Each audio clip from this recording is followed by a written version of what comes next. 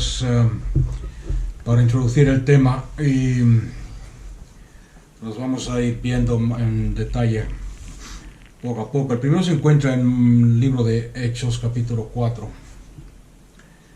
versículo 23 al 31.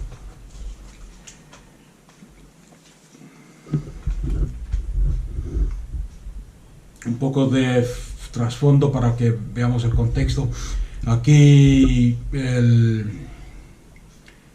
Pedro y Juan, pocos días después de del bautismo, de que descendiera el Espíritu Santo, van al templo, como era su costumbre, a la tercera hora, a orar en el templo a las 9 de la mañana, a orar, y se encuentran con un hombre paralítico en la entrada. En el nombre de Cristo Jesús, como ya conocéis la historia, Pedro le dice: no tengo plata ni oro, lo que sí tengo te lo doy. Y lo que sí tenía, como ya hemos estudiado, es el nombre de Cristo, la autoridad en Cristo Jesús, la victoria que Cristo Jesús logró en la cruz del Calvario, y el deseo de la voluntad de Dios el Padre, de que ese nombre sea extendido, de que el reino de los cielos sea manifestado, de que el poder y el mundo conozcan la gloria y la victoria de su Hijo Jesús, y que el reino de los cielos se establezca, se vaya manifestando y estableciendo poco a poco a través del mundo. Oran por este hombre, declaran sanidad sobre este hombre en el nombre de Cristo Jesús. El hombre se levanta, entra con ellos en el templo glorificando a Dios, sano, restaurado, etc.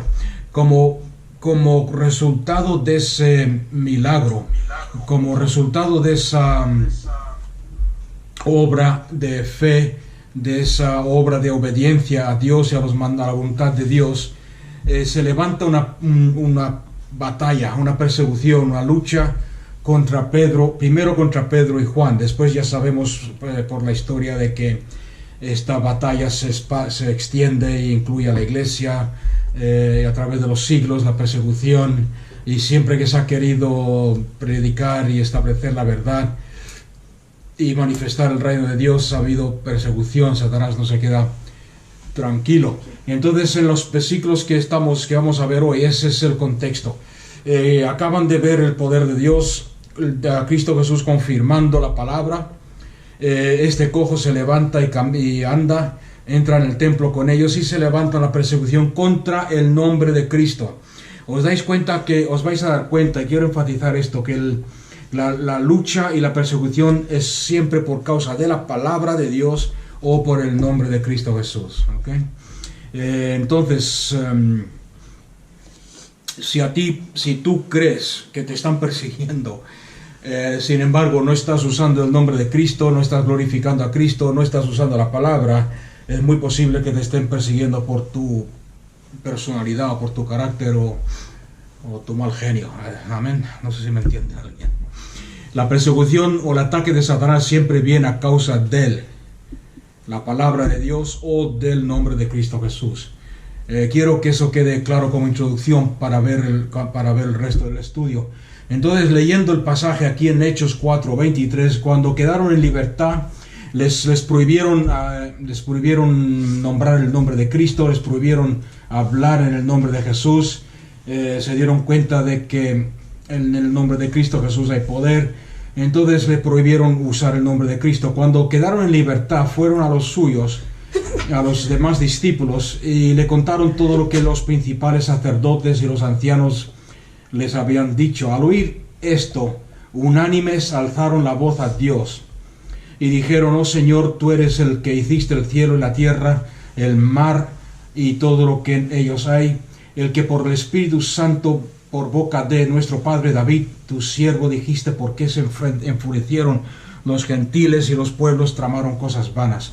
Se presentaron los reyes de la tierra y los gobernantes se juntaron a una contra el Señor y contra su Cristo. Porque en verdad en esta ciudad se unieron Herodes y Pilato, juntamente con los gentiles y los pueblos de Israel, contra tu santo Hijo Jesús, a quien tú ungiste. Está el versículo 31. Para hacer cuanto tu mano y tu propósito habían predestinado que sucediera. Y ahora, Señor, considera sus amenazas y permite que tus siervos hablen tu palabra con toda confianza, mientras extiendes tu mano para que se hagan sanidades, señales y prodigios mediante el nombre de tu santo siervo Jesús. Y después de que oraron, el lugar donde estaban reunidos tembló, y todos fueron llenos del Espíritu Santo y hablaban la palabra de Dios con valor, con valentía. O sea que vamos a ver este caso en particular, esta batalla en particular. Vemos en primer lugar que cuando oran, podemos sacar mucha enseñanza de este pasaje. Quizás una de ellas, aunque es otro tema, es que, y esto lo hemos hablado en otras ocasiones, es que ellos estaban orando. ¿Qué es lo que estaban orando? Estaban orando la palabra de Dios. No estaban orando cualquier cosa que se les vino a la cabeza. Estaban orando la palabra de Dios. Alzaron unánimes, dice el versículo 24, alzaron unánimes la voz al Señor y dijeron: Señor, tú que hiciste el cielo, la tierra, el mar y todo lo que en ellos hay. Ahí están citando el Salmo 146. Están orando ahí la palabra de Dios. El Salmo 146, el versículo 6, creo que es. 146, versículo 6, donde dice el salmista que el Dios que hizo los cielos, bienaventurado aquel cuyo ayudador o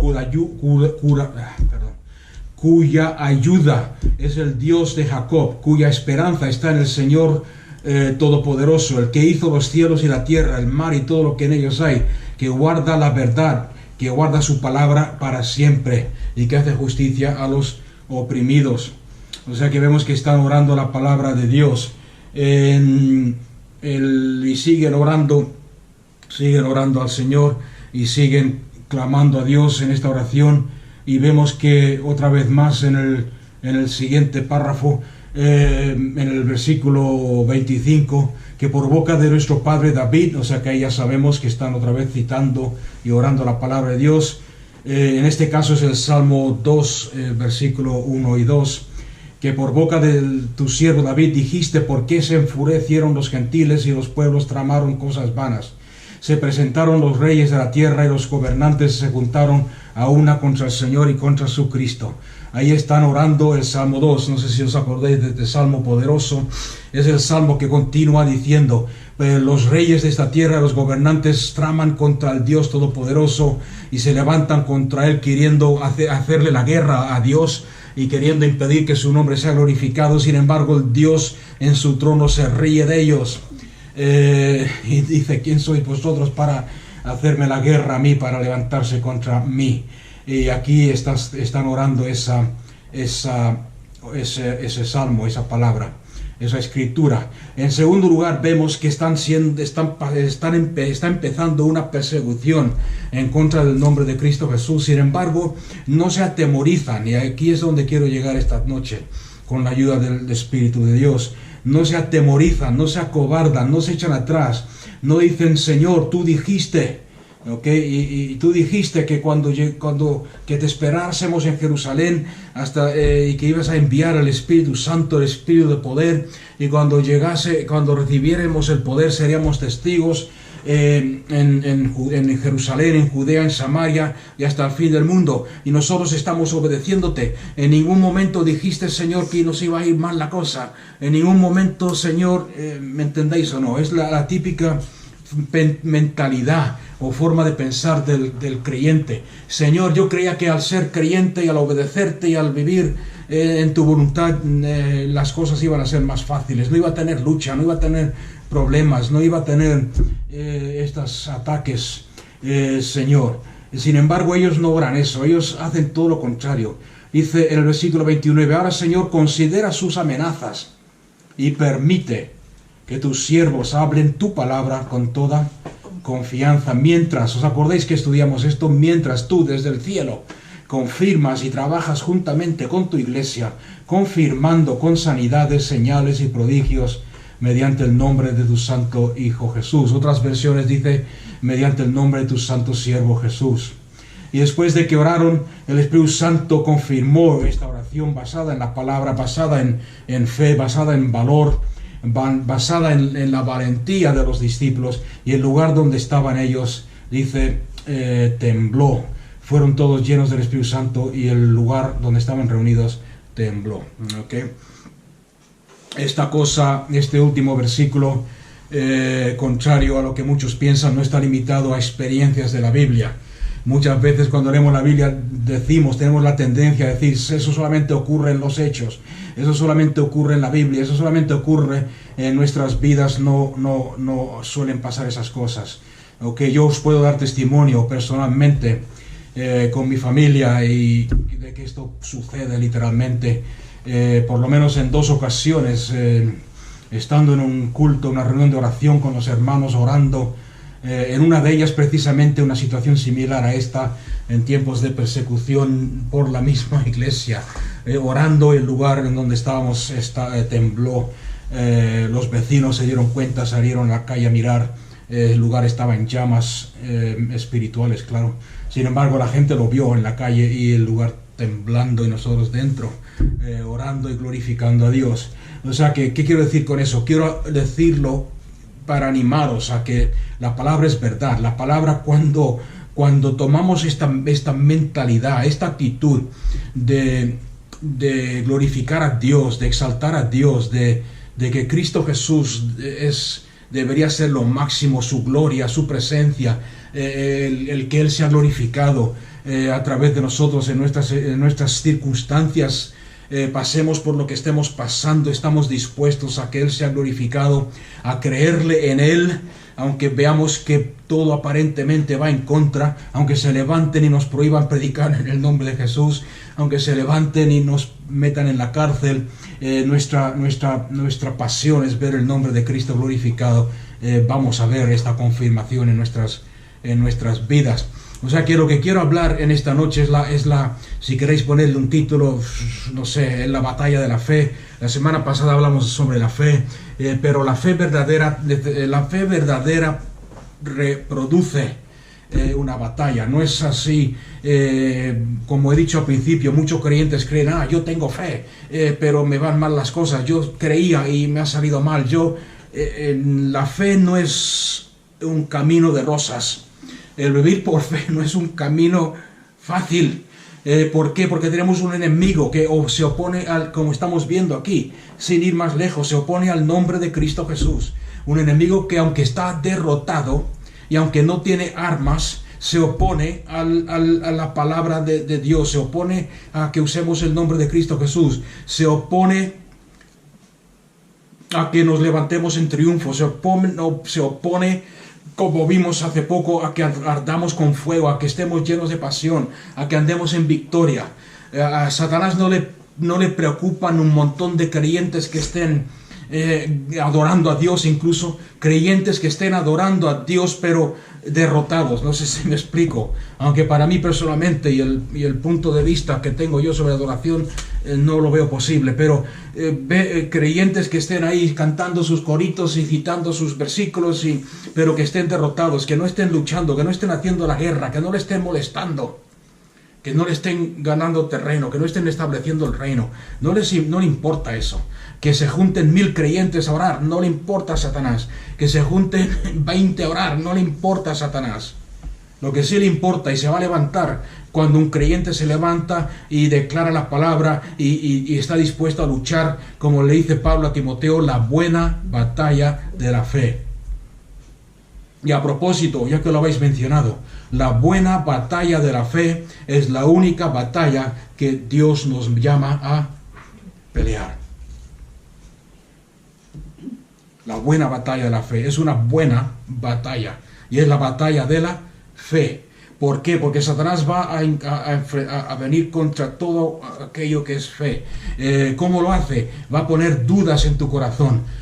Vas a tener que luchar contra las dudas que Satanás pone en tu vida. Vas a tener que luchar contra los temores que Satanás pone. Vas a tener que luchar contra la oposición.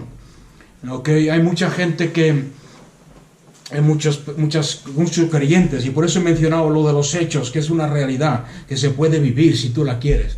Porque hay muchos creyentes que dicen, sí, pero eso es para los valientes, eso es para los evangelistas, eso es para los pastores, eso es para los grandes héroes de la fe. No, eso es para todo creyente. Hay temores, y yo no digo que no. Acordarse que vimos la semana pasada que la fe no niega las circunstancias.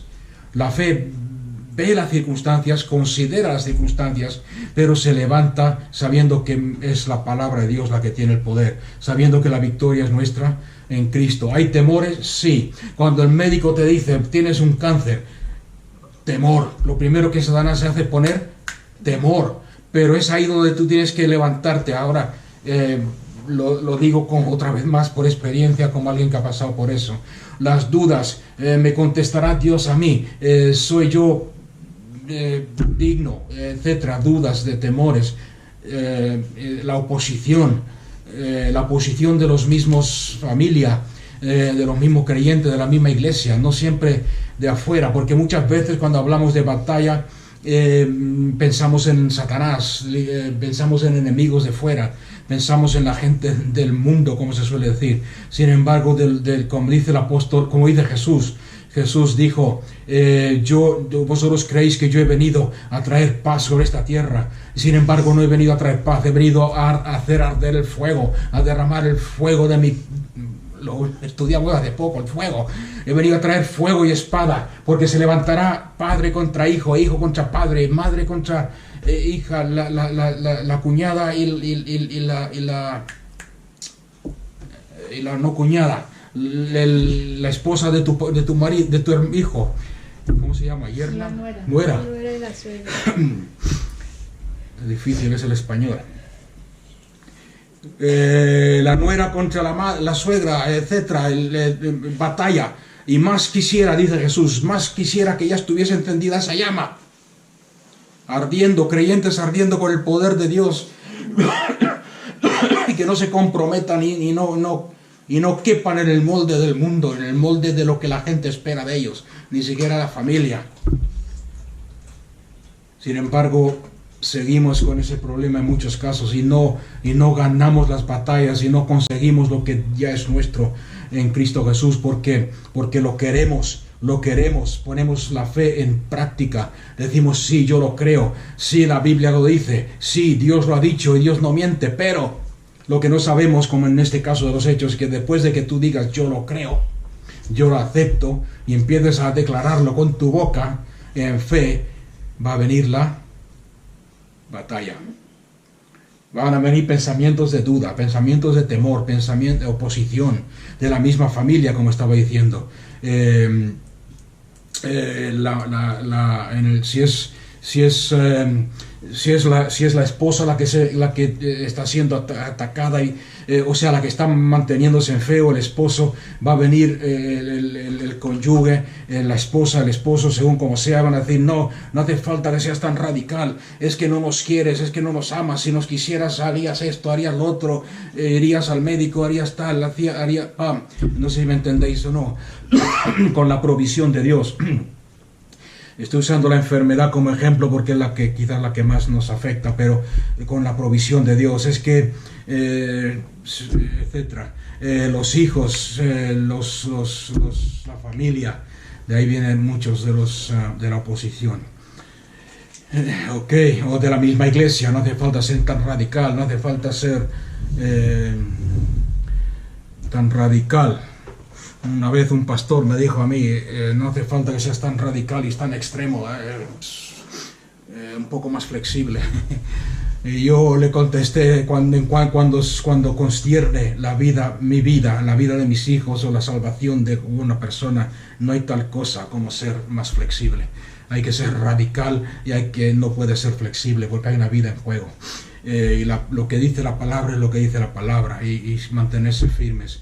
Entonces esas son las batallas, oposición por fuera, temores en tu misma mente, dudas. Sin embargo, tenemos esa lucha. Otro versículo que vamos a leer es en Mateo 11:12.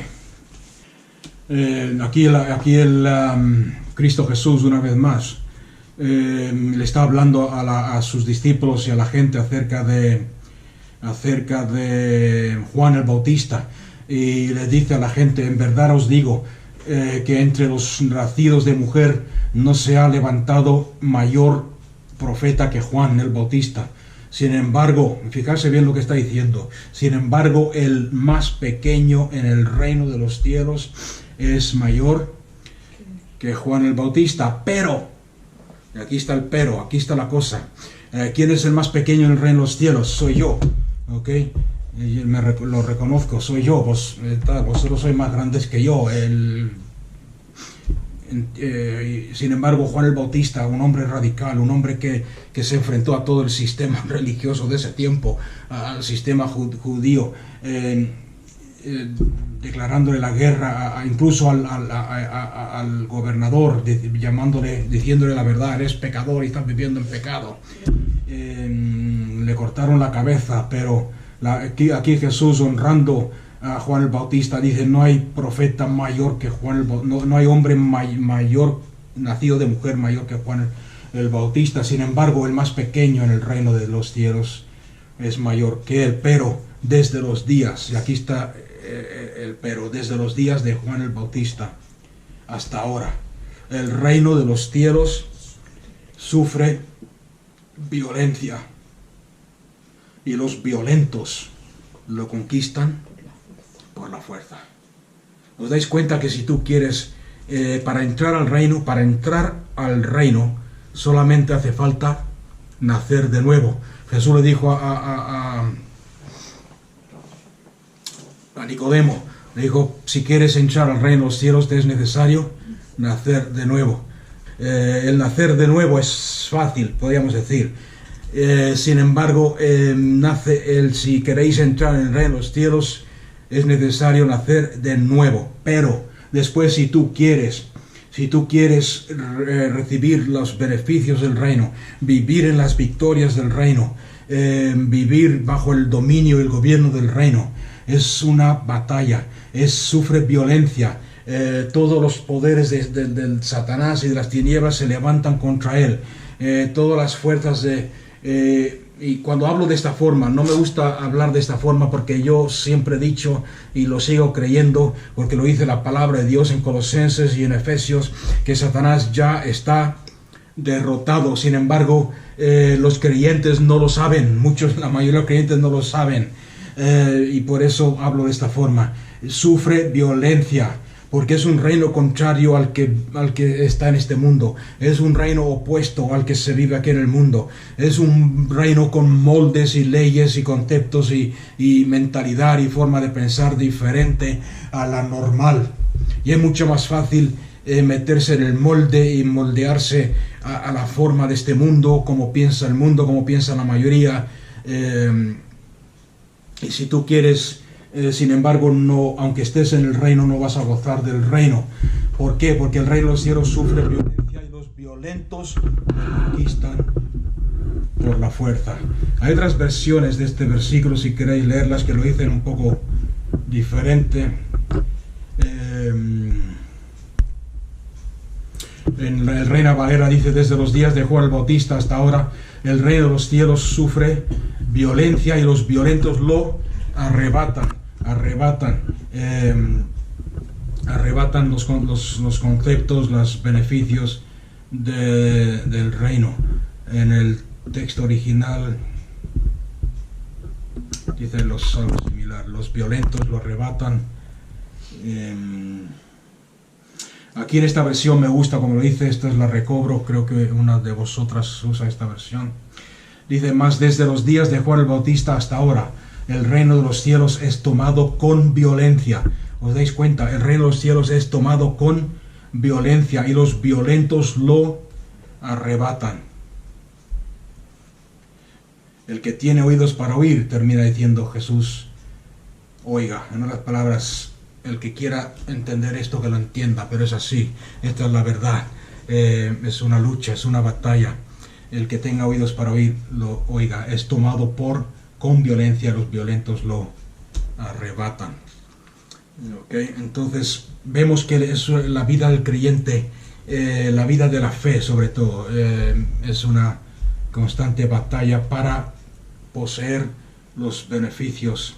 La fe, cuando hablamos de fe, Mateo 16, 18,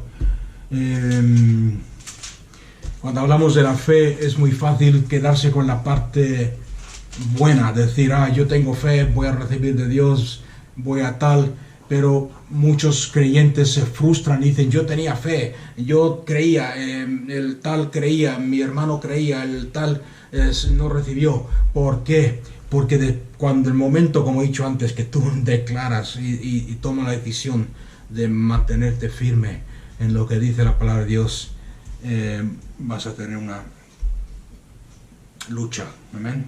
Mateo 16, 18, otro ejemplo de que la vida que el cristianismo es una batalla. Aquí le está hablando a la iglesia en general y dice, yo también te digo, esto es el tiempo, esto fue el momento cuando Jesús le dice, vosotros quién decís que soy yo. Y Pedro contesta y dice, tú eres el Cristo, el Hijo del Dios viviente. Jesús le responde, esto no te lo ha revelado sangre ni carne, sino mi Padre que está en los cielos. Y yo también te digo que tú eres Pedro, y sobre esta roca, esta revelación, esta verdad de que yo soy el Cristo, Cristo es la roca, sobre la verdad de que yo soy el Jesús, el Hijo de Dios, el Mesías, el ungido, el Cristo. Esa palabra Mesías quiere decir el ungido y su unción.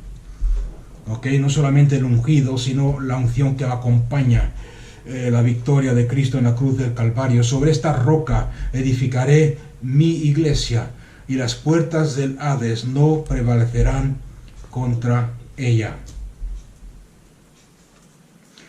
Y sigue diciendo, te daré la autoridad, las llaves del reino de los cielos, y lo que ates habrá sido atado en los cielos, y lo que desates en la tierra habrá sido desatado en los cielos. Entonces mandó a los discípulos que a nadie dijeran que él era el Cristo, el ungido de Dios y su unción.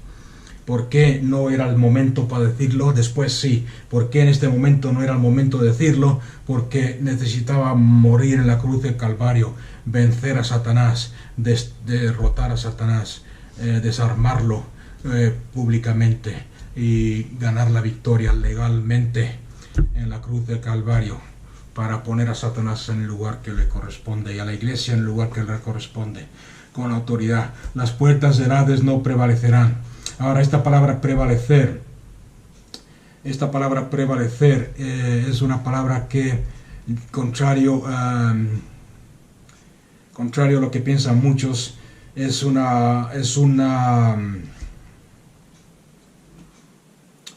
lo voy a leer aquí directamente del griego, si queréis. La expresión las puertas del Hades no prevalecerán significa literalmente el poder de la muerte. El poder del Hades, que es la muerte, no es capaz de impedir el avance del reino, ni reclamar victoria sobre aquellos que pertenecen a Dios. En otras palabras, cuando nosotros nos mantenemos firmes en el hecho de que Jesús es el Cristo, el ungido y su unción, las puertas de la muerte no podrán impedir el avance del reino. O sea que las puertas del infierno, la iglesia avanza. La iglesia es un cuerpo de Cristo, es un ejército que siempre va avanzando, atacando, debería ir avanzando, mejor dicho, no al revés. Muchas veces hemos interpretado este versículo. Muchas veces se ha interpretado este versículo como que la iglesia quiere avanzar, pero el infierno es muy fuerte, muy poderoso, y las puertas son muy resistentes del Hades y no podemos avanzar. Entonces mejor nos quedamos en nuestra casa y le decimos, Señor Jesús, ven pronto que esto se pone mal, esperando la venida de Cristo. Aquí no está diciendo eso, está diciendo totalmente lo contrario. La iglesia avanza, y las puertas del Hades no podrán impedir que avance el reino de Dios. Para eso tenemos que pelear la buena batalla de la fe. Hay otro versículo en 1 Crónicas, en el Antiguo Testamento. 1 Crónicas 12, versículo 38. Hablando del rey David, cuando lo hicieron rey, se declaró rey o lo declararon rey. Todos estos hombres de guerra que podían ponerse en orden de batalla vinieron con corazón perfecto, con corazón dispuesto a Hebrón para hacer rey a David sobre todo Israel. También todos los demás de Israel eran de un mismo sentir para hacer rey a David. Hombres preparados para la guerra, en orden de batalla, con un corazón dispuesto. La palabra de Dios dice que para luchar para pelear la batalla, uno de los requisitos es creer la palabra de Dios y tener un corazón dispuesto, porque si tú no quieres pelear, no vas a pelear. Si tú no quieres luchar, no vas a luchar. Sin embargo, como vamos a ver en un momento, es necesario luchar contra las deudas, los temores, la oposición. En 1 Corintios 15, versículo 10, el apóstol Pablo dice: pero por la gracia de Dios soy lo que soy, y su gracia para conmigo no resultó vana. Antes bien he trabajado mucho más que todos los demás apóstoles, aunque no yo, sino la gracia de Dios en mí.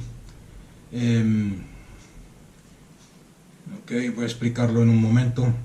En otra versión dice: pero por la gracia de Dios soy lo que soy, y su gracia para conmigo no ha sido en vano. Antes he luchado mucho más que todos ellos, pero no yo, sino la gracia de Dios conmigo. ¿Qué quiere decir este versículo? ¿Qué quiere decir Pablo aquí? Quiere decir que lo que tú eres hoy en Dios, lo que yo soy en Dios, lo que tú eres en Dios, tiene mucho que ver con las batallas que has luchado en tu vida. No sé si alguien me ha entendido o no. Soy lo que soy por la gracia de Dios. He luchado más que, otra versión como hemos visto dice, he trabajado mucho más que todos ellos. Pero no yo, sino la gracia de Dios conmigo. Tú eres el resultado, lo que tú eres en Cristo. O sea, la posición que tú tienes ahora mismo en Dios es por las batallas que has luchado y has ganado. En otras palabras, las batallas son necesarias, son buenas. Pregunto si lo habéis entendido o no, porque no quiero usar ejemplos, pero típicamente los ejemplos de esto, un ejemplo de esto, de aquel que no ha luchado y se nota cómo están en Dios o dónde están, a qué nivel están con Dios, son el típico creyente que cuando viene una lucha se queja, se retrae, llama al pastor: pastor, ¿por qué estoy pasando? ¿Por qué si soy bueno? ¿Por qué si no estoy pecando? ¿Por qué si he dejado los vicios? ¿Por qué si me he hecho cristiano? ¿Por qué si me he bautizado? ¿Por qué si he recibido el bautismo del Espíritu Santo me pasan estas cosas? ¿Por qué tengo lucha tras lucha? ¿Por qué hay tantas batallas? ¿Por qué hay tanta persecución? ¿Por qué si no le hago daño a nadie tengo tantas batallas? Ora por mí. Son el típico cristiano que cuando que están siempre en el WhatsApp o en la cadena de oración: orad por mí, estoy en lucha, orad por mí, que Satanás me está atacando, orad por mí, ¿me entendéis? Y es por eso que no me gusta usar los ejemplos, porque se toca la fibra muchos, pero es la realidad. Estamos en Dios, nuestra posición en Dios, o en el lugar en el cual estamos en Dios, tiene mucho que ver con las batallas que hemos tenido que luchar para llegar ahí. Ahí mismo en 1 Corintios 9:27, el apóstol Pablo le dice a la iglesia: deberíais estar comiendo carne sólida, y no puedo daros carne sólida, sino leche espiritual. Es otro ejemplo de esto. ¿Por qué? Porque no han luchado. Cuando han venido las batallas se han retraído, se han quedado atrás. En 1 Corintios 9:27 Pablo lo dice de otra forma. Dice: ¿no sabéis que los que corren en el estadio, todos corren, pero solamente uno recibe el premio? Corred con el propósito de ganar. Todo aquel que compite en los Juegos Olímpicos, en todo ejerce dominio propio. Ellos a la verdad para recibir una corona corruptible, pero nosotros para recibir una corona incorruptible. En otras palabras, sabiendo que la fe produce batallas, sabiendo que la vida creyente, para lograr el reino, los beneficios del reino, vas a tener que luchar, porque todo el infierno, por así decirlo, se va a oponer a que tú entres en la victoria del reino. concéntrate en lo que tienes por delante, concéntrate en el reino, concéntrate en la palabra, concéntrate en las promesas, concéntrate en lo que dice la Biblia acerca de ti, lo que dice las promesas cuando estás en una lucha, concéntrate, no corras, no te vayas en diferentes direcciones. O como dice el apóstol Pablo a joven Timoteo, muchas veces boxeamos y peleamos como si estuviésemos golpeando el aire. El apóstol Pablo dice a sus seguidores: yo no lucho como golpeando el aire. Yo cuando lucho sabiendo lo que quiero conseguir, lo que es mío y lo que me pertenece. Sin embargo, muchas veces luchamos dando golpes al aire. Estoy luchando, no gano, no venzo, pero ¿a qué estás golpeando?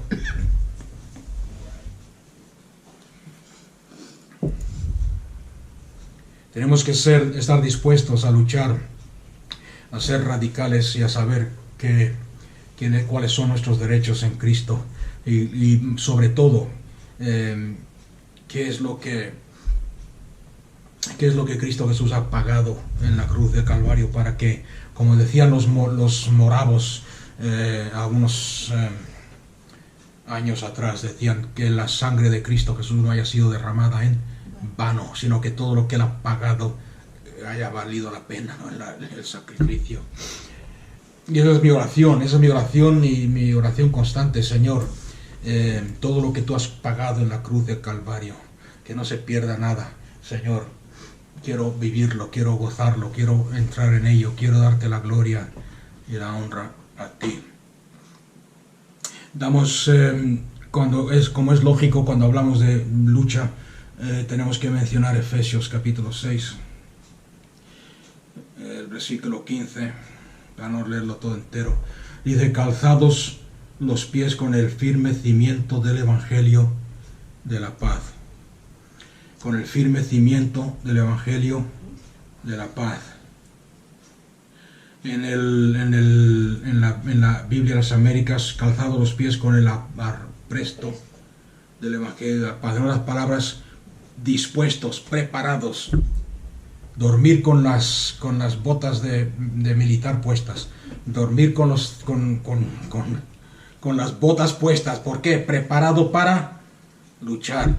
Porque la batalla viene. En el Salmo 110, que es el pasaje que he mencionado antes, he citado antes brevemente, Salmo 110, versículo 3. Tu pueblo se ofrecerá voluntariamente en el día de tu poder, y en el esplendor de la santidad, desde el seno de la aurora, tu juventud será para ti, oh Señor, como el rocío de la mañana. El Señor ha jurado y no se retractará sus promesas, porque Él es sacerdote para siempre, según el orden de Melquisedec. Aquí está hablando proféticamente acerca de Cristo Jesús. ¿Okay? El versículo anterior, para que os deis cuenta de lo que estamos hablando. Siéntate, el Señor le dice al Señor, el Padre le dice al Hijo: siéntate a mi diestra hasta que ponga a tus enemigos por estrado de tus pies. El Señor extenderá desde Sión su poderoso cetro, autoridad, dominio y poder. Yo he vencido. Y después nos dice a nosotros: Jesús extenderá desde Sión su poderoso cetro, diciendo: yo soy el Rey, yo soy el Señor y yo he vencido. Y nos dice a nosotros: domina en medio de tus enemigos. Domina en medio de tus enemigos. Y el profeta le contesta, le dice: tu pueblo. Y aquí no está hablando de Jerusalén ni de Israel, está hablando de Sión, de la iglesia, de los creyentes. Tu iglesia, tu pueblo se ofrecerá voluntariamente en el día de tu poder, de la batalla, en el esplendor de la santidad, desde el seno de la aurora. Y después le dice: tu juventud, los jóvenes serán para ti, oh Señor. Le está hablando a Jesús: tu juventud serán para ti como el rocío. Porque Dios te ha puesto como sacerdote para siempre, según el orden. Y podemos leer el Salmo entero, porque una vez que empezamos con esto, veréis que no termina. El Señor está a tu diestra. Aquí le está hablando al creyente, está hablando a ti. El Señor está a tu diestra, quebranta reyes a favor tuyo, el día de su ira. y podemos seguir y seguir y seguir. Pero el versículo 3 es voluntario. El pueblo, tu pueblo, oh Señor, se ofrecerá voluntariamente en el día de tu poder para establecer tu victoria y hacerla realidad en esta tierra. En otras palabras, estar siempre preparados con el calzado, el apresto del Evangelio para luchar cualquier batalla que se nos venga encima.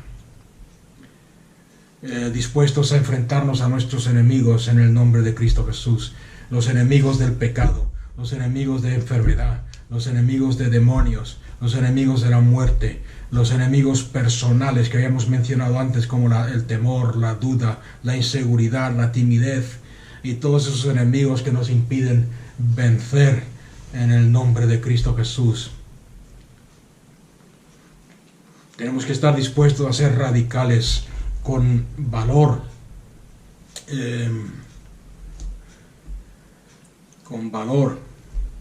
aunque sea necesario sufrir un poco,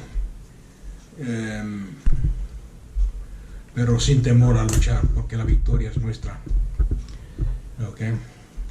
Y la idea no es impresionar al hombre, y ni siquiera impresionarnos a nosotros mismos, sino impresionar a Dios, como hemos visto aquí en el Salmo 110. Tu juventud será para ti, oh Señor, como el rocío de la mañana. El rocío, ¿qué es lo que hace por la mañana? Refresca las plantas, refresca la naturaleza, refresca el monte. Luchar con esa actitud, nuestra actitud de vencedores, de nuestro deseo de luchar por el reino y por lo que es nuestro en Cristo Jesús, trae gozo y refrigerio al corazón de Cristo Jesús. ¿Qué necesitamos entonces para desarrollar esta actitud? Porque por naturaleza no somos así. Por naturaleza la mayoría somos tímidos, somos inseguros, somos, qué sé yo, no nos gusta pelear por naturaleza. Sin embargo, no podemos permitir que nuestra carne y lo que nosotros somos en nuestra carne se interponga en lo que nuestro espíritu debería ser y es en Cristo Jesús. Nuestro espíritu ha nacido nuevo, tenemos la naturaleza de Dios, de Cristo. Eso tiene que salir hacia afuera, tiene que manifestarse, tiene que desarrollarse. Entonces, ¿qué necesitamos? Necesitamos un espíritu con hambre y deseo para vencer y ser más que vencedores, para tener éxito. Necesitamos un espíritu. Vamos a ver un ejemplo en Génesis 27 para explicar Génesis 27, versículo 40.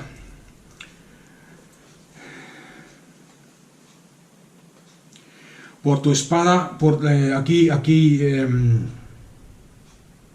Isaac está bendiciendo a los dos hermanos, a sus dos hijos, a Esaú y a Jacob. Bendice a Jacob, no sé si conocéis la historia, no voy a meterme en detalles porque se nos va el tiempo, pero Jacob era el segundo, ¿no? Esaú era el primero. La bendición del primogénito tenía que haber ido a Esaú, sin embargo Jacob lo engañó y recibió la bendición del primogénito. Cuando volvió Esaú y Jacob le dice, Isaac, ya no puedo bendecirte porque ya he bendecido a tu hermano. Sin embargo, por tu espada le da una bendición, por tu espada vivirás, en otras palabras serás hombre de guerra, y a tu hermano y servirás. Más, y aquí está el más acontecerá que cuando te impacientes, cuando te hartes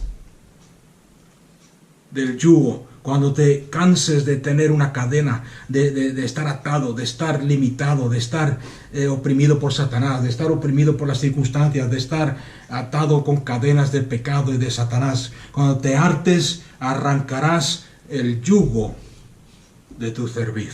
Y esa es la actitud que tenemos que tener como creyentes. Tiene que llegar un momento que nos cansemos, nos hartemos de estar enfermos, nos cansemos de estar en pobreza, nos cansemos y nos hartemos de tener yugo, nos hartemos y nos cansemos de vivir sometidos al pecado y controlados y dominados por el pecado.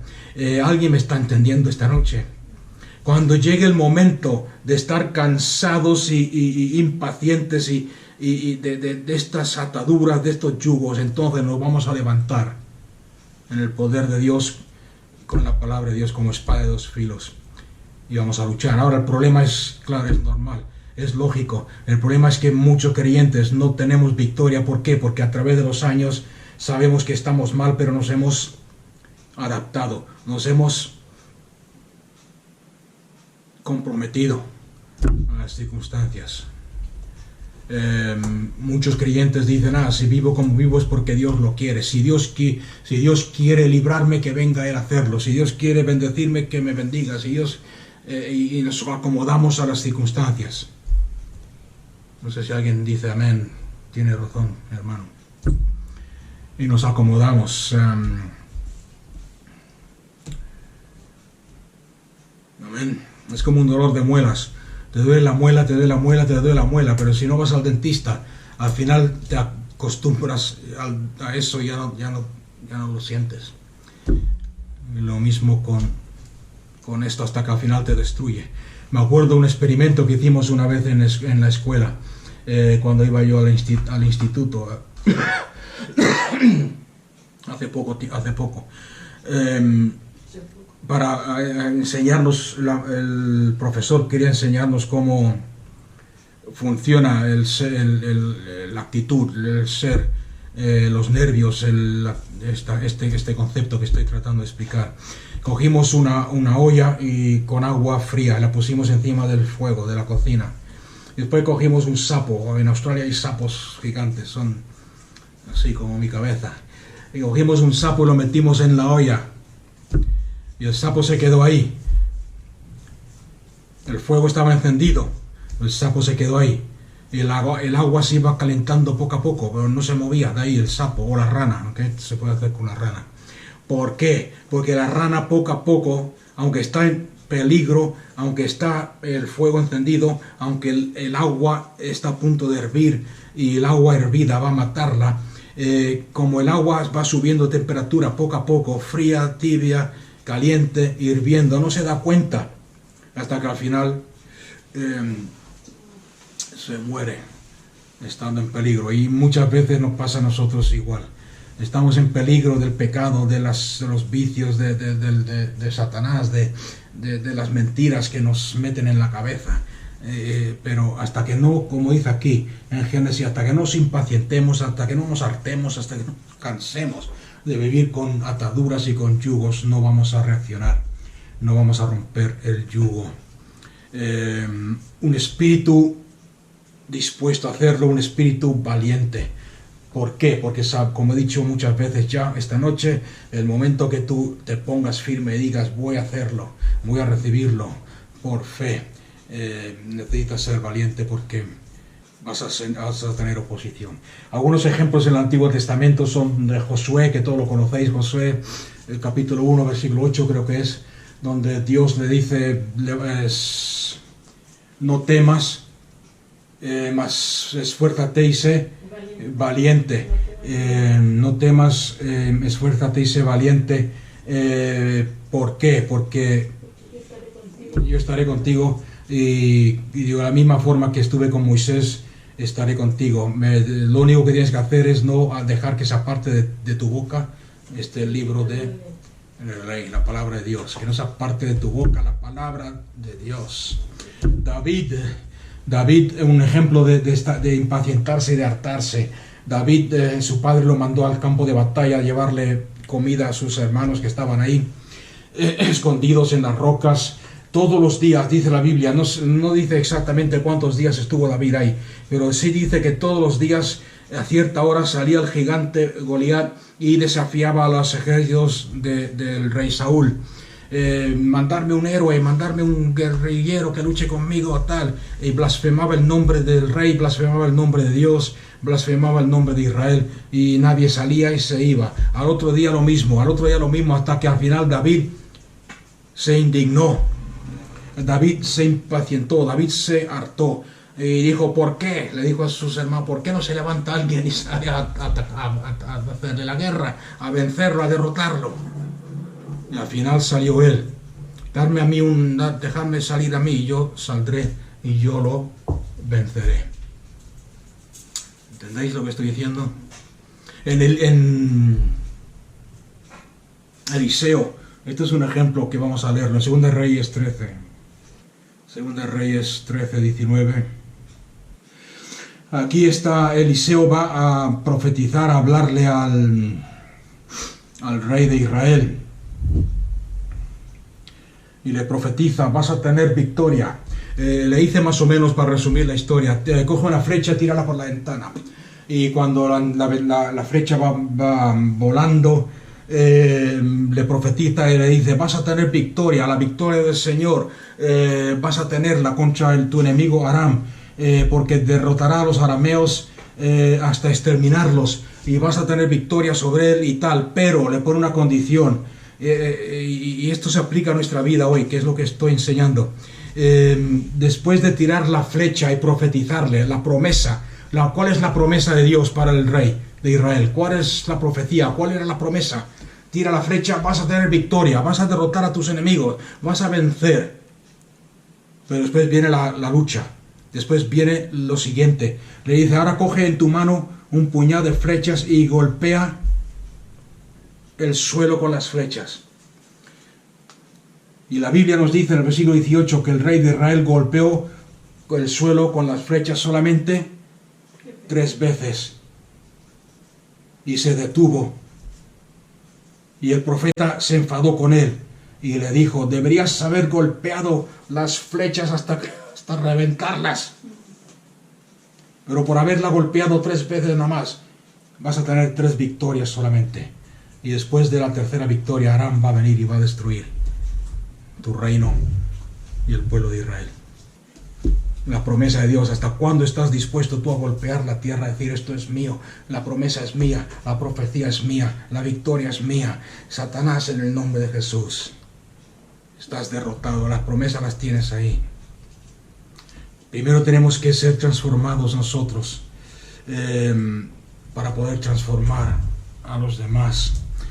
En 1 Samuel 10, capítulo 10, versículo 6, el profeta Samuel le dice a Saúl, cuando subas de aquí para volver a tu casa, te vas a encontrar con un grupo de profetas, y el Espíritu del Señor vendrá sobre ti y serás transformado en otro hombre, en diferente persona. El Espíritu, fíjense bien, podéis leerlo después si queréis, 1 Samuel 10, 6. El Espíritu de Dios vendrá sobre ti y serás transformado en otro hombre. ¿Qué pasó en la historia? ¿Qué pasó? Que Saúl se encuentra con estos profetas y dice la Biblia que empezó a profetizar igual que ellos, de tal forma que la gente que pasaba por ahí y lo conocía dijeron, mira, es Saúl, es que Saúl también es hijo de los profetas, es que Saúl es uno de los profetas, mira cómo profetiza. ¿Por qué? Porque el Espíritu de Dios vino sobre él y fue transformado. Eso es lo que necesitamos en nuestras vidas. Someternos al Espíritu Santo, al poder de Dios, a Cristo, dejar a un lado nuestra introversión, nuestra timidez, nuestro temor, golpear el suelo con las flechas las veces que sea necesario, airarnos contra el pecado y contra las cadenas, no solamente en nuestra vida, sino en las demás. Luchar por nuestros hijos, luchar por nuestros vecinos, luchar por nuestros amigos, luchar por el matrimonio, luchar por lo que sea de valor para nosotros, obvio, lógicamente, y lo que Dios nos ha prometido. Necesitamos ser transformados con el poder de Dios y estar dispuestos a luchar. El reino de Dios solamente, como hemos visto en Mateo 11:12, solamente avanza de una forma. ¿Y cuál es? Desde los días de Juan el Bautista hasta ahora, el reino de Dios sufre, avanza. De otra versión dice avanza forzosamente, agresivamente, y solamente hombres y mujeres valientes lo toman por posesión. Mateo 16:18, que hemos leído antes, sobre esta revelación de que yo soy el Cristo, el Hijo del Dios viviente. ¿Qué revelación? ¿Qué significa ser el Cristo? Que había vencido, el Mesías, la unción. Las puertas del infierno edificaré mi iglesia. Las puertas del infierno no van a caerse porque tú la golpees ahí suavemente y con educación. No van a golpearse porque tú pruebes. Sí, en el nombre de Jesús, y es tu voluntad, Señor, que las puertas se quiten de en medio. El reino de los cielos, lo que Cristo Jesús nos está enseñando aquí, que el reino de los cielos es una fuerza poderosa, agresiva, violenta, muy contrario a lo que nos han a veces metido en la cabeza. Y los hombres violentos y agresivos son los que constantemente y persistentemente y agresivamente golpean y luchan contra todo aquello que se opone a la voluntad de Dios, para que la victoria y el triunfo sea de Cristo. El día de cristianos mimados, de cristianos monos. ¿Sabes lo que es un mono? No el mono de Tarzán, el mono de peluche. Esos días ya no existen, nunca lo han existido. Pero esos días, ese cristianismo no es bíblico. A nuestros jóvenes, a nuestros hijos, en vez de protegerlos y ponerlos en una cajita con algodón para que el mundo no los devore, deberíamos enseñarles a usar la autoridad que tienen en el nombre de Cristo Jesús y a enseñarles quiénes son en Cristo. Muchas veces como padres nos preocupan nuestros hijos, es lógico, es normal. Que el mundo está muy mal, que las tinieblas, que la influencia, que tal. En vez de tratar de protegerlos, enseñémosle quiénes son en Cristo, cómo la autoridad que tiene el nombre de Cristo Jesús, cuál es la victoria que Cristo Jesús ha ganado, quiénes son ellos y cómo pueden luchar. Enseñarles a luchar. Sí, alguien dice amén a eso. El Salmo 110, 2 que he citado antes, lo vuelvo a repetir: vosotros gobernaréis y dominaréis. Vamos a leerlo porque para mí es importante este salmo, que quede grabado en nuestro corazón, porque no está hablando del futuro, no está hablando del milenio, no está hablando de algún día en el futuro. El Señor extenderá desde Sión su autoridad, su cetro, y nos dice a nosotros: domina en medio de tus enemigos. En el milenio no tendremos enemigos, en el cielo no tendremos enemigos. Es aquí en la tierra. Y Jesús nos dice, domina. Otro versículo parecido a este que está en el Nuevo Testamento. Cristo Jesús recibió un nombre que es sobre todo nombre. Por lo tanto, toda autoridad me es dada en el cielo y en la tierra. Por lo tanto, id y haced discípulos de las naciones, predicando y declarando el reino de los cielos, confirmándolo con sanidades, echando fuera demonios, con señales y prodigios.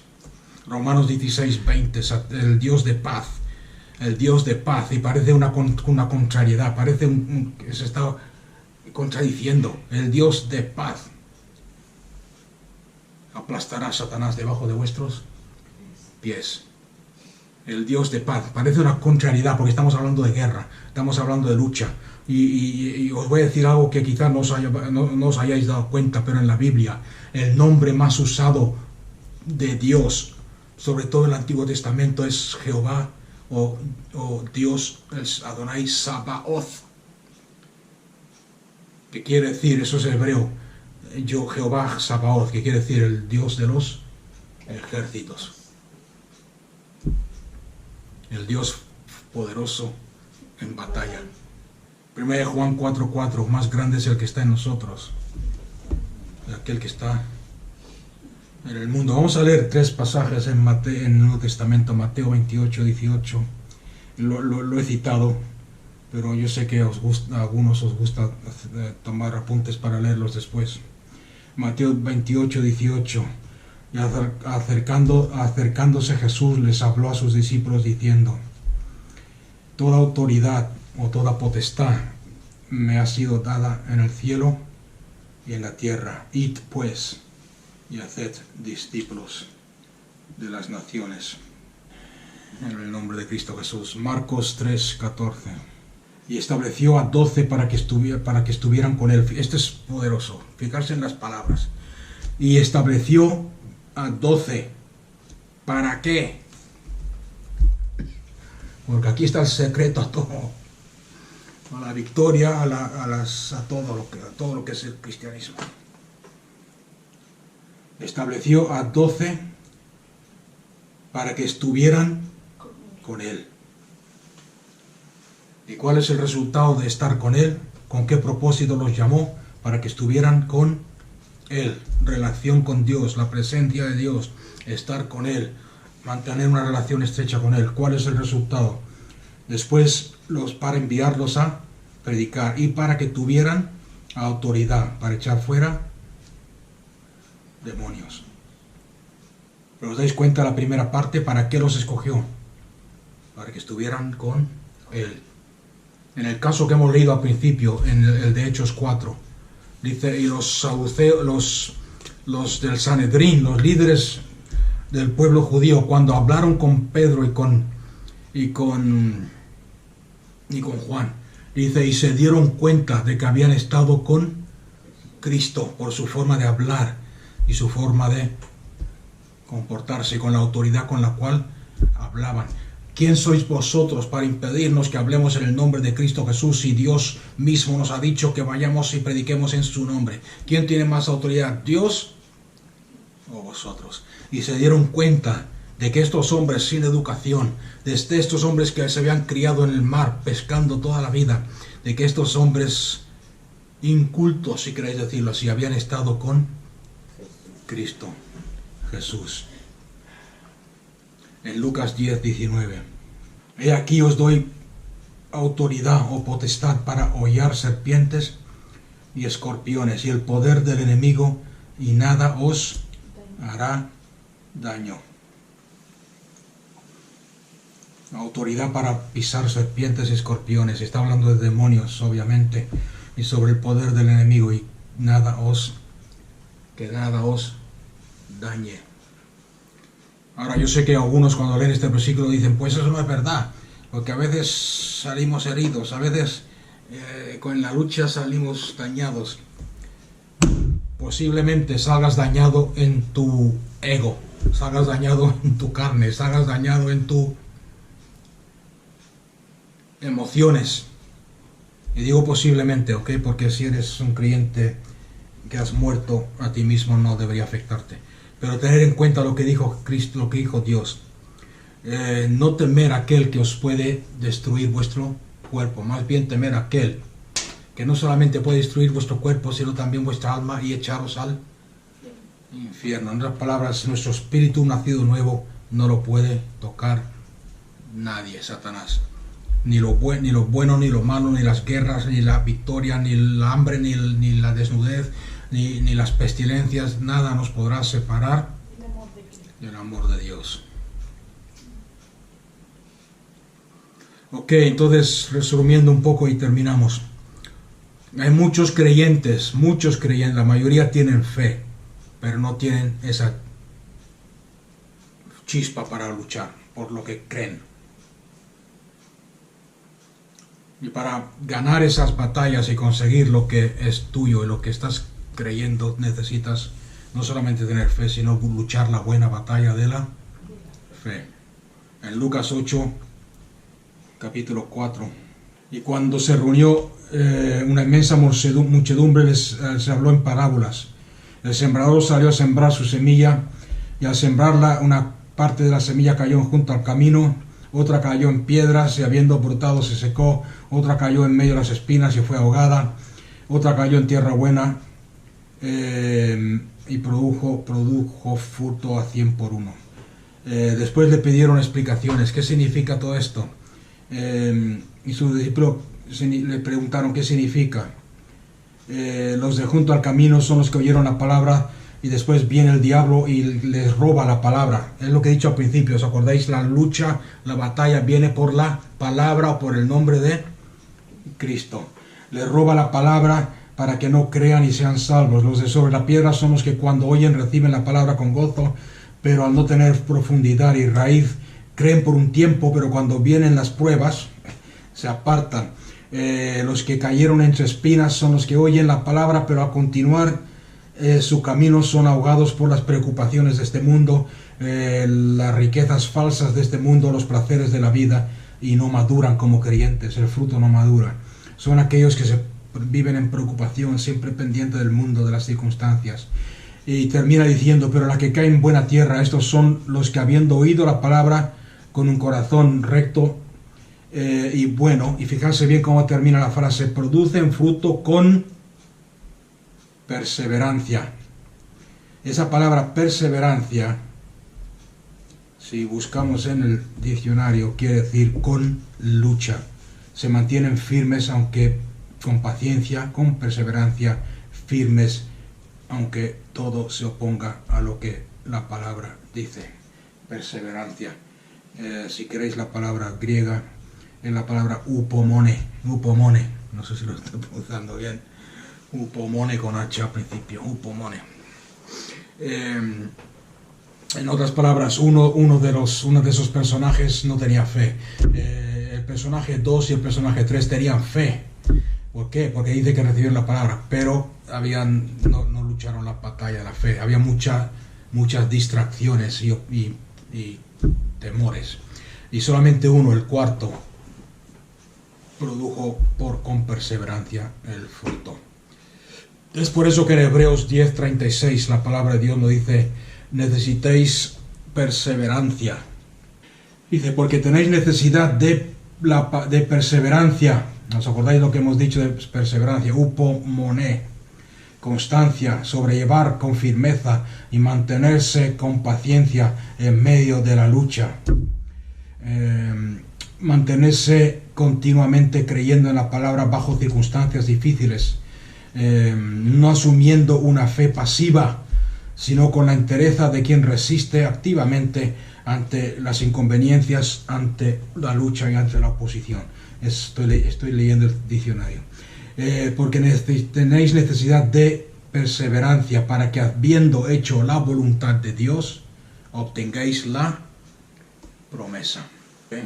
1 Timoteo 6:12, el versículo que he citado antes. El apóstol Pablo dice a Timoteo, pelea la buena batalla de la fe. Y en 2 Timoteo 4:7, al final de su vida, de su carrera, el apóstol Pablo está a punto de ser sacrificado, de ser martirizado. Le dice a la iglesia, le dice a Timoteo, he peleado la buena batalla. He acabado la carrera, he guardado la fe. Por lo demás me espera la corona de justicia, la cual me dará el Señor. La cual me dará el Señor. He peleado la buena batalla. A Timoteo le dice, pelea la buena batalla de la fe. En Nehemías, otro versículo, estamos viendo un montón de versículos, pero yo creo que es importante que nos demos cuenta. Nehemías es uno de los profetas del avivamiento en el Antiguo Testamento. No sé si os acordáis de Nehemías, era el copero del rey pagano, ¿sí? Era uno de los exiliados, fue llevado de exilio a servir al rey en su reino, en su palacio. Era responsable de servirle la copa de vino al rey. Y una vez llegó un profeta de Israel y le pregunta a Nehemías, ¿cómo está el pueblo? ¿Cómo está Y el profeta le dice, el pueblo está desanimado, hay muy poca gente, todos han sido llevados al exilio, quedan muy pocos ahí en Jerusalén, el templo está destruido y las murallas están destruidas. Entonces Nehemías se pone a orar, le entra tristeza, se desanima, cosa peligrosa en su oficio, porque el copero siempre tenía que estar alegre y contento. Era una persona cercana al rey, una persona de confianza, porque era la persona que tenía que probar el vino antes de dárselo al rey, por si alguien trataba de matar al rey, envenenarlo. El copero era responsable no solamente de llenarle la copa, sino de probarla, que no estuviese envenenada, y tenía que etcétera. Entonces le dice, ¿por qué estás triste? Nehemías le dice, porque mi pueblo, las murallas están destruidas y tal. Entonces el rey le dice, toma dinero, toma tal y ve y construye las murallas, la promesa, la profecía, la promesa. Pero ¿qué pasa cuando llega allá? ¿Qué pasa cuando llega a Jerusalén y empieza a edificar las murallas? se encuentra con batallas. No sé si os suena familiar con todo lo que hemos estudiado. Se encuentra con oposición. Habían tres o cuatro grupos de personas que se levantaron contra él. Empezaron a calumniarlo, empezaron a meterle temor, a amenazarle, a ponerlo, a insultarlos y a difamarse su nombre delante de los demás pueblos y delante del mismo rey. Eres un enemigo del rey, estás haciendo esto para rebelarte contra el rey, eres un falso, eres esto, eres el otro.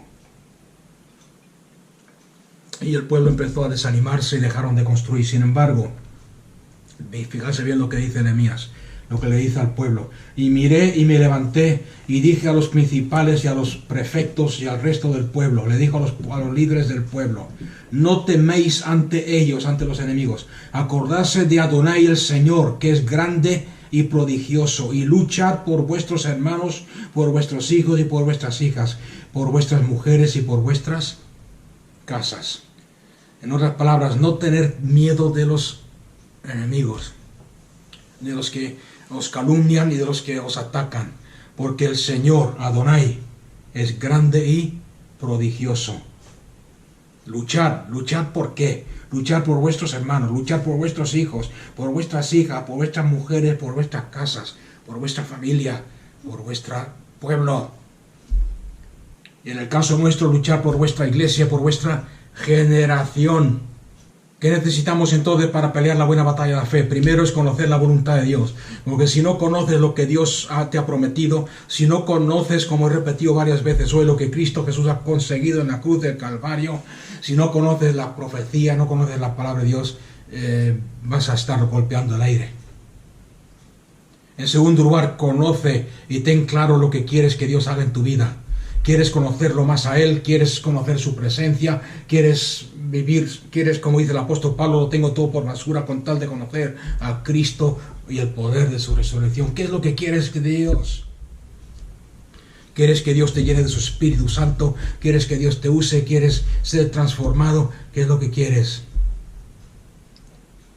Y en tercer lugar, tienes que saber y tener claro qué es lo que hace falta para que sea realidad esas cosas en tu vida, para que la voluntad de Dios se cumpla, para que lo que tú quieres de Dios se haga realidad, qué es lo que necesitas hacer. Y una vez que tienes esos 3 puntos claros, lucha por ello, pelea la buena batalla de la fe. La oración solamente no es suficiente, la fe solamente no es suficiente. El poder y la autoridad solamente aquí en la cabeza no es suficiente. Tienes que pelear la buena batalla de la fe. Sin embargo, a veces malentendido. ¿Por qué? Porque nos han enseñado siempre que el cristianismo es color de rosa, que se trata de pedir y ya, sí, venga. Lucha la buena batalla de la fe. Fíjense lo que dice. No voy a leerlo entero porque se nos va el tiempo, pero en Hebreos 11 del 33 en adelante. Está hablando de los héroes de la fe. Aquí el apóstol Pablo, el apóstol que escribe Hebreos, tiene el mismo problema que tenemos nosotros. Dice, porque me falta el tiempo para relatar la historia de Gedeón, de Barak, de Samson, de Jefté, de David, de Samuel, de los profetas. El tiempo se le acababa. Pero termina diciendo, ellos, estos hombres y mujeres de Dios, por fe conquistaron reinos, hicieron justicia, alcanzaron promesas, cerraron bocas de leones, extinguieron la violencia del fuego, apagaron llamas, escaparon al filo de espada, recibieron poder en su debilidad. Cuando soy débil, soy fuerte. Se hicieron fuertes en la batalla, pusieron en fuga ejércitos extranjeros. Las mujeres, hubo algunas que recibieron por resurrección a sus muertos. Los recibieron como resucitados a sus muertos. Otros fueron torturados al no aceptar la liberación para alcanzar una mejor resurrección. Y otros sufrieron la prueba de escarnios y humillación públicas. Fueron azotados en público, además de pasar por cadenas y por la cárcel. Fueron apedreados, fueron aserrados. Algunos de los profetas, esta mañana me hablaba con mi hija, háblame de algunos de los profetas menores. Muchos de ellos fueron aserrados. murieron asesinados a filo de espada, anduvieron errantes, vestidos con pieles de animales, con pieles de cabras, con pieles de camello, con pieles de ovejas, indigentes, sin casa, afligidos, maltratados. Y fijarse bien, porque lo que dice Hebreos 11:36 es poderoso. El mundo no era digno de ellos. El mundo no era digno de ellos. En otras palabras, el mundo no se merecía que respirasen el mismo aire que estos hombres y mujeres. Deambulaban por desiertos y por montes, en las cuevas y en las cavernas de la tierra. Y todo esto, aunque alcanzaron, y es aquí donde quiero llegar, aunque alcanzaron buen testimonio mediante la fe, muchos de ellos no recibieron la promesa. Sin embargo, ahí permanecieron, dieron su vida, lucharon la buena batalla de la fe. Y termina diciendo, habiendo Dios provisto para nosotros algo mejor, para que ellos no fueran perfeccionados aparte de nosotros.